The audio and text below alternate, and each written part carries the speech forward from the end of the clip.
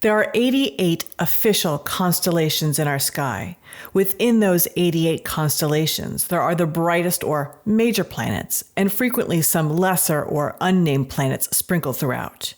Our night sky is vast, and the sheer number of celestial bodies that are visible to the naked eye is mind-boggling. The potential for the variety of life forms that could be existing out there is massive. What if I told you there are at least 2 other, possibly more, complete constellations within our universal system that we on Earth, including our astronomy experts, NASA included, have zero knowledge of? Just because we can't see them doesn't mean they can't see us or don't have any impact on Earth. Quite the opposite. It's not because they are so small, insignificant, or dim.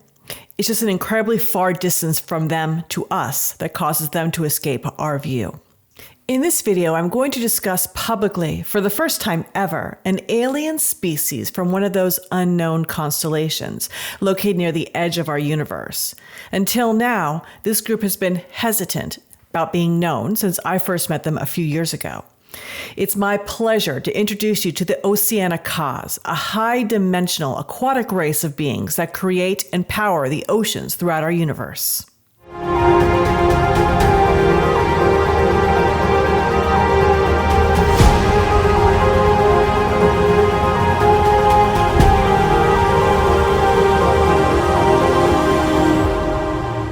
Hello, and thank you for watching. For those who are new here, welcome. My name is Erin Lynn, and I'm an Akashic record researcher and galactic channel. And this is the first of several unknown aquatic alien races I'll be covering in this series. Also, the first of a few ET races that I will introduce from planets that are not on our current constellation maps. These are completely unknown planets or stars to us on Earth. Therefore, I'm going to use the names that the beings gave me that have been translated into English.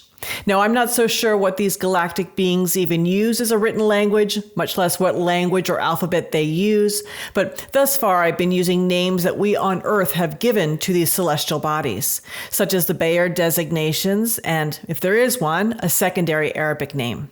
This ET race was hesitant to come forward, and they only allowed a slow drip of information to me over the years. Initially, they only allowed me to access their planetary Akashic record, but I was not given permission to visit there. They also only gave me their planetary name initials of O and K to tell clients who are starseeds from this world. I was told the reason for this was that the timing was not right for Earth to know about them yet. So much of like the Regulans and the Ruchbahians before them, they're limiting what information I could receive until the time was right. So everything, it seems, is tied to divine timing. Nonetheless, I've now been given the go-ahead to discuss them and show them publicly for the very first time. These beings live within a medium-sized 10-planet constellation that's far away from Earth, near the edge of our universe. They tell me to call their planet Oceana Ka, and the beings who live there, Kas. Oceana Ka is the 5th brightest planet in their constellation. The aliens who are part of that constellation call it Logi Jo. So if I had to assign this planet a Bayer designation, it would be Epsilon Logi Jois. I have since met other planetary races from Logi Jo constellation, and they will be featured in future videos. Planet Oceana Ka is a stunning water world. The water there is only salt water, and their planet, as well as the beings who reside there, are physical. And upon my visit, the water is so impossibly clear that I almost didn't realize I was in water. I wasn't until I saw the life forms kind of swimming by me that I even understood we were immersed in water. In the artist depiction, I had the water kind of colored more blue in order to just convey that it is a water world. But their water really is colorless. And the temperature of this water is warm, and it kind of feels like I'm floating in the Caribbean oceans. While there is a ground or bottom sandy floor on this aquatic planet, there is no dry land.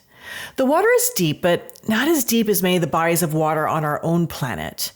The average depth of the water there is about 3,500 feet or 1,067 meters. And what's interesting is that water has just as much sunlight at the deepest depths as it does at the top. So it's kind of bright under the water no matter how deep you go, and as you can see everything clearly. Therefore, the light source from this planet is not only coming from the sky above, but it's somehow uniformly distributed throughout the realm. While there, I breached the surface to see if I could find any dry land, and all I saw was endless water in front of me with small waves. While there is a white, flat-looking sky above the surface, there is no land structures jutting up from the water that can be found. The beings who call Oceana home generally swim within the middle depths of their world and can breathe easily in the water.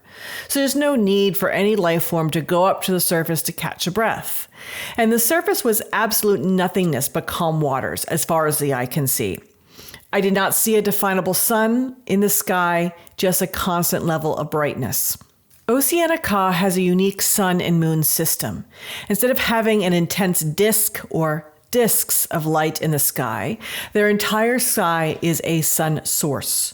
So what we would consider their sky above the water has an even amount of brightness coming through it, as if their entire planetary sky is kind of this giant diffused light box.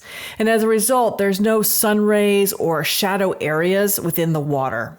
This makes the sunlight or consciousness coming into their world greater than what we experience on our own planet. And I explained how sunlight delivers the codes of consciousness in more detail in the Alpha Doradian episode. Their nighttime system does go dark, but there's no moons or stars illuminating their sky. It's almost as if a switch is flipped, and it all goes from all lights on to all lights off. And I'm told that this switch happens daily, as it does in our system. Under the water's surface exists a vibrant world, teeming with colorful animal and plant life. There are extensive coral reef structures and underwater mountains, kind of complete with caves. And it looks as if these caves may be intentionally bored out to create dwellings for the Ka beings to take refuge in. These dwelling holes are shallow, as I'm told they don't go deep into the mountains. The Kas don't really need housing, as they prefer to swim in the water. So these mini caves are kind of like communal rest areas used for short-term relaxation for whoever wants it. The Kas look like a space-age octopi, except they only have 6 flesh-colored tentacles instead of 8. And the Kas further differ from octopi as they do not have suction cups along their tentacles. Their tentacles are somewhat thick and are strong, but they use these appendages to propel them through the water. They can grab an object with them, but I don't see them doing that very often. Their arms are mostly used as paddles or as a motor would for propelling and maneuvering a boat. They're about half our size, measuring approximately 3 feet or 1 meter from the top of their head to the bottom length of their 6 arms. Their round heads have a slight silver metallic look, but they are transparent.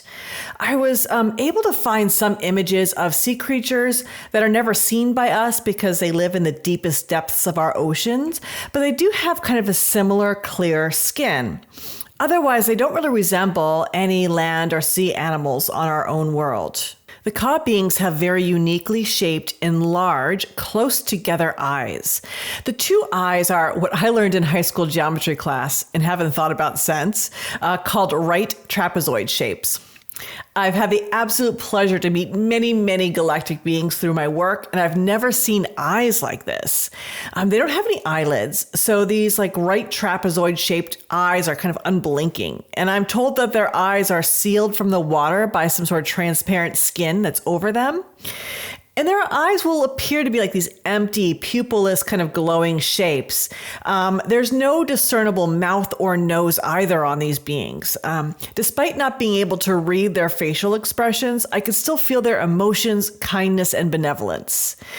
Complete and nuanced communication was still possible with them. A very important physical feature on the Kas is the one prominent, stiff antenna that stands about 6 inches or 15 centimeters on their heads.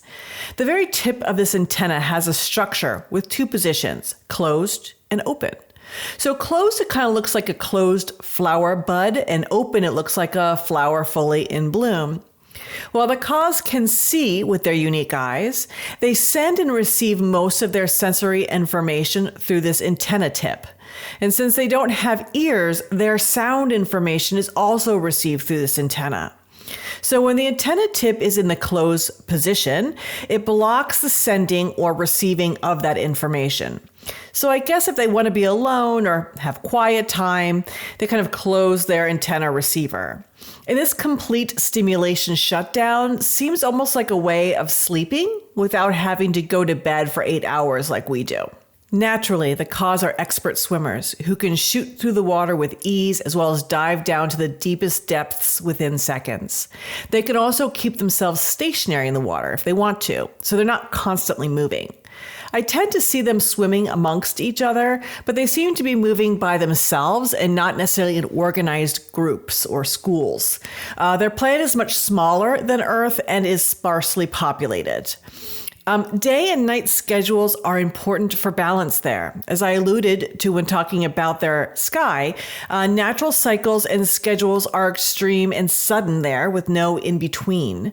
The Kas are very concerned with promoting energetic balance and harmony on their world. Just as like the daytime shows an even brightness throughout the water, the nighttime is an even pitch blackness at night.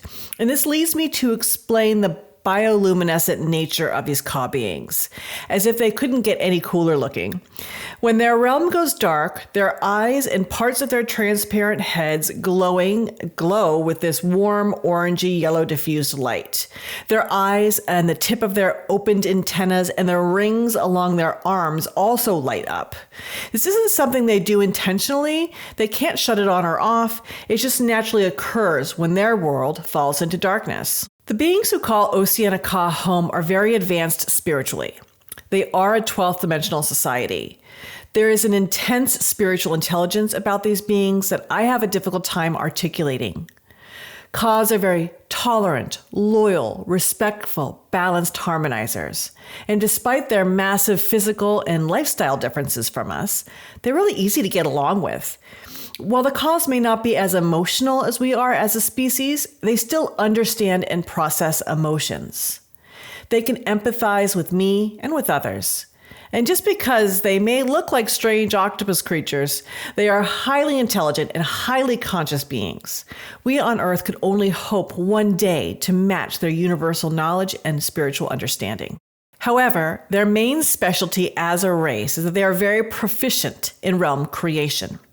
Their planet, much like what the Alpha Doradians, who I covered in the last episode, do with the sun, is a generator that maintains the power of all oceans in our universe. Since they have this expertise and duty, these beings will often incarnate on other planets to do the work pertaining to setting up and maintaining our ocean systems. They are only concerned with the oceans and not freshwater lakes, wetlands, streams, or rivers. Only saltwater systems. Their planet was initially created for this very purpose.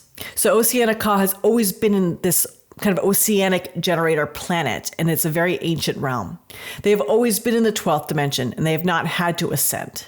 As a group, these souls are particularly focused on setting up how the ocean water looks, the wave systems, how the water moves, as well as the tide system on a realm. They are less interested in designing ocean-dwelling plant and animal life, although it's possible that some of these beings may work on that aspect. It's like they're more interested in the power contained in the ocean water itself and how the ocean system interacts within a planetary system as a cohesive unit. So furthermore, this may explain why balance in all areas is a vital aspect of their society, as the constant push and pull of those tidal energies of our oceans keeps it all in perfect equilibrium. This group is not involved in the military universal goings-ons. They have never participated in the Galactic Federation of Light. While they've always been a benevolent race, they're not interested in serving the universe in that way. The Kas do not utilize UFOs or any technological gadgets. They do not leave their planet unless their souls are incarnated onto another world. And this is usually be a part of creating and overseeing the oceans, and a little bit less frequently to learn and experience something new. The Ka beings cannot be outside of water for any extended period of time, as they can only survive in ocean water. This is perhaps one of the major reasons why they don't leave their home world in their Ka bodies. Much like the Ruchbahians, who I covered previously, since their society is so focused on balance, the Kas do not have any form of leadership on their planet.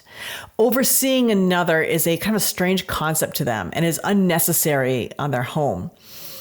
Their focus as a race is to maintain the balance of their world and as a larger butterfly effect of their local efforts, also keeping all the planetary ocean energies balanced. It's important to note that not all realms in our universe will have oceans, but the majority do. And the Kas will have males and females in their species. They do create family units, somewhat like we do on Earth. Even though they have families, there's still like a lot of space given for the individual to do as they please and to be themselves.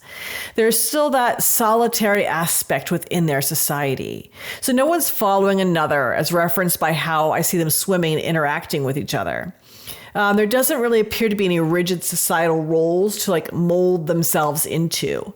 Oceana Ka does not use any physical money, as their currency is simply energetic balance. Obviously, it suits them because the Ka souls will spend many, many, many lifetimes on their homeworld, despite having total freedom to incarnate and experience what other realms they desire.